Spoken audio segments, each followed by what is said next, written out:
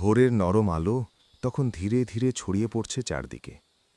পাখিদের মিষ্টি ডাক আর হালকা কুয়াশায় মোড়া গ্রামের বনপথ। এই পথ দিয়েই হেঁটে যাচ্ছে ছোট্ট এক মুসলিম ছেলে। সাদা পাঞ্জাবি, সাদা পায়জামা আর টুপি পরে সে যাচ্ছে মসজিদের দিকে। তার মুখে শান্তি, মনে আল্লাহর প্রতি ভালোবাসা।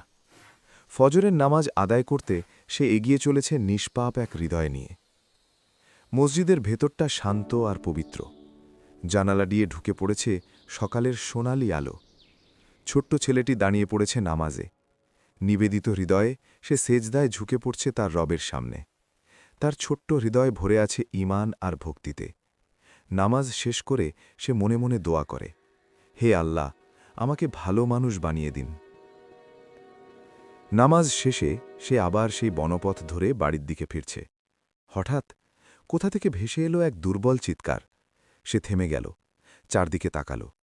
ঝোপের মাঝে একটি ছোট্ট পাখি জালে আটকে কষ্ট পাচ্ছে।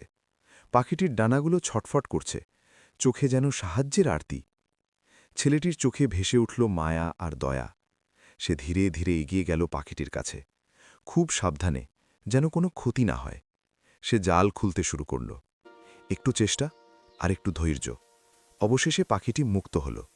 ছেলেটির মুখে ফুটে উঠল এক শান্ত হাসি, কারণ সে জানে অসহায়কে সাহায্য করা আল্লাহর প্রিয় কাজ।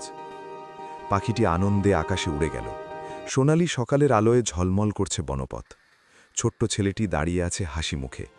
তার হৃদয়ে ভরে গেছে এক অদ্ভুত শান্তিতে, কারণ সে বুঝেছে নামাজ শুধু ইবাদত নয়, নামাজ মানুষকে শেখায় দয়া, ভালোবাসা আর সহমর্মিতা।